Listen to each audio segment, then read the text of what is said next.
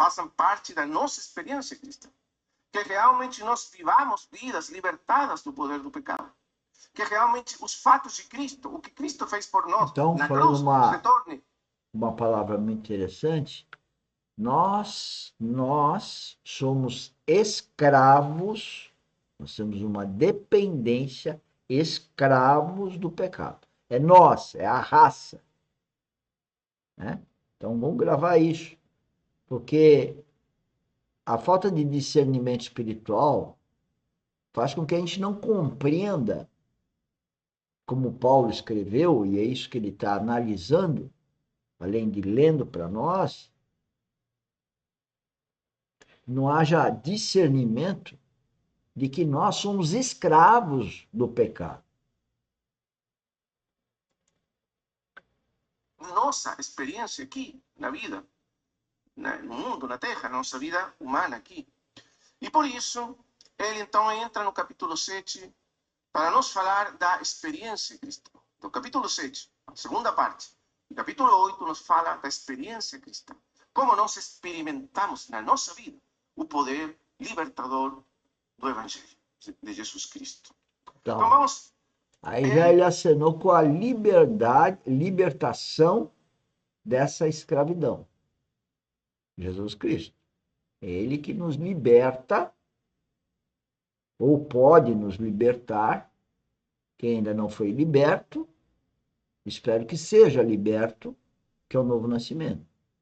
E quem foi liberto, agora tem que correr a carreira cristã, se desenvolvendo e amadurecendo espiritualmente, através das circunstâncias do dia a dia.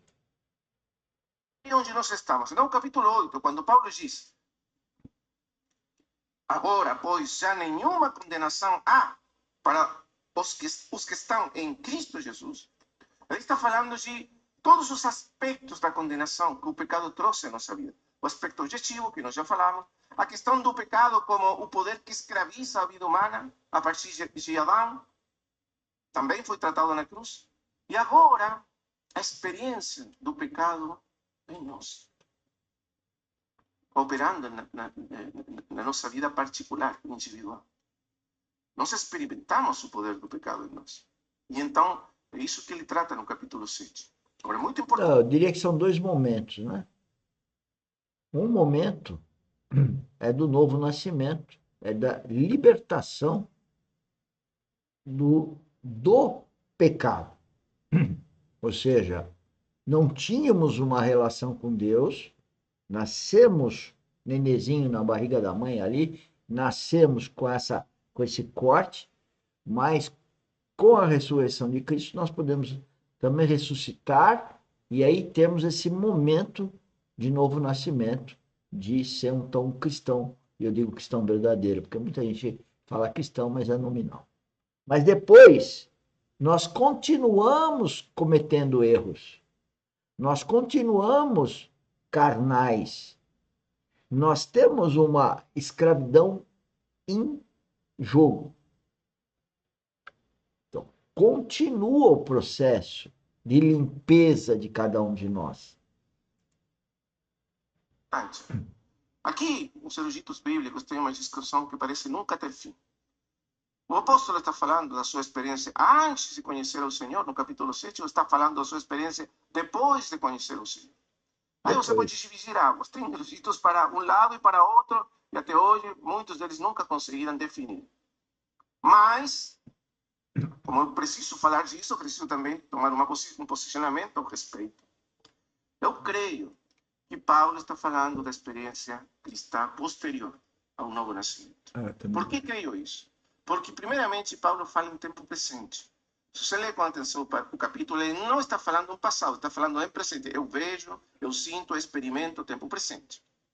E segundo, porque Paulo está falando de uma experiência que muitos, se não todos nós, temos experimentado depois de conhecer o Senhor. Todos temos experimentado o poder terrível do pecado nas nossas vidas. Todos temos lutado contra o pecado e tentar vencer. Ou seja, você nasceu de novo? Eu nasci de novo? Que bom. temos a vida eterna. Agora nós continuamos pecando. Nós continuamos errando. Então é o processo. E esse processo, então, ele só pode ter a depuração, a maturação, a glória em glória, à medida que o Espírito Santo fala que errou, você tem a revelação do teu erro, foi revelado, eu me arrependo do meu erro, e aí eu mudo de conduta. Então, esse processo de errar, Espírito Santo, digamos, notificar o erro, você teve consciência do seu erro pelo Espírito Santo, e aí você se arrepende e muda. Isso é todo dia, toda hora, todo momento que Deus te dá a oportunidade de você ver seus erros, pois o Espírito Santo diz. Agora, se você não nasceu de novo, você é prepotente, você é soberbo, você se sente poderoso, você se sente verdadeiro,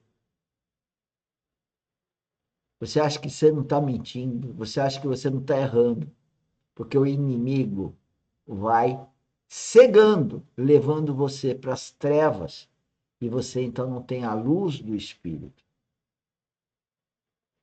Problema não?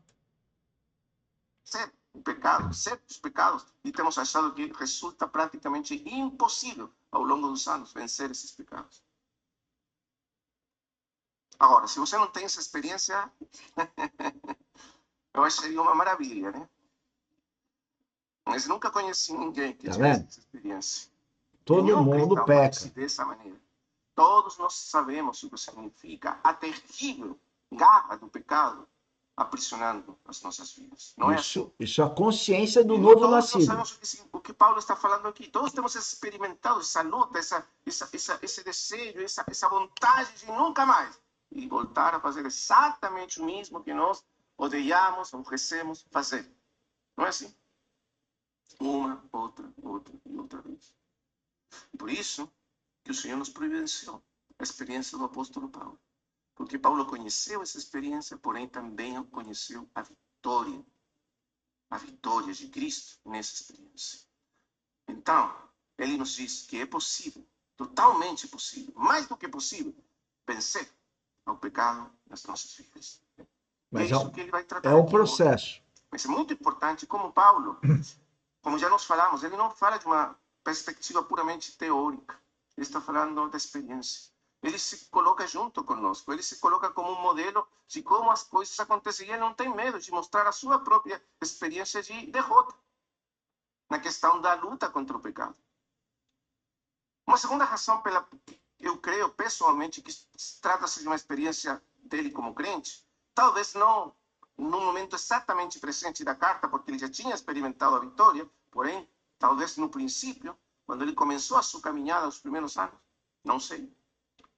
É porque ele fala de uma coisa muito importante que tem a ver com os filhos de Deus. Ele fala do homem interior, que ele deseja agradar a Deus em tudo. E essa é uma experiência única. Olha, esse desejo de agradar a Deus, de obedecer a Deus, eu estava lembrando, e vou testificar aqui, que antes da morte do meu pai, eu tinha esse desejo, eu acho que todo filho tem, todo aspas, porque é coisa complicada, mas o filho tem um desejo que o pai se alegre com o que ele faz. Presta atenção. Todo filho tem uma alegria para que o pai se alegre do que ele, filho, faz. Qual que é o problema? Que esse sentimento de agradar ao pai com o que a pessoa faz, eu diria que muitos têm. É uma alegria agradar o pai. Estou falando no plano horizontal, pai e filho carnal. Só que essa vontade de agradar ao Pai, ela vem do nosso Criador, que também se alegra quando nós fazemos, só tem um detalhe, olha o detalhe, Deus se alegra quando nós fazemos a vontade dele. Só podemos saber a vontade dele espiritualmente, porque Deus é espírito. Agora, com o pai carnal, ele fala, filho, vai buscar um copo d'água. Se o filho murmura, se o filho reclama, se o filho não vai, ele está sendo desobediente e não vai alegrar o pai. E é o que está acontecendo hoje. Está acontecendo hoje, quando eu falo hoje, é décadas. Progressivamente o inimigo tem entrado na cabeça do filho e do pai, fazendo com que o filho murmure, reclame, e do pai, que se permite a ser seduzido pela vontade do filho e não a vontade do Pai Celestial. E aí nós temos criaturas prepotentes, soberbas, egoístas, vagabundo, mau caráter, e etc, etc, etc. Há um processo de deterioração das coisas no plano horizontal. Mas no plano vertical, Deus sempre garante um remanescente de filhos fiéis e que estão no processo de depuração, ou seja, de voltar a ter total obediência ao Pai Celestial. Os filhos nascidos de novo, de Deus. Os que não são filhos de Deus, os que não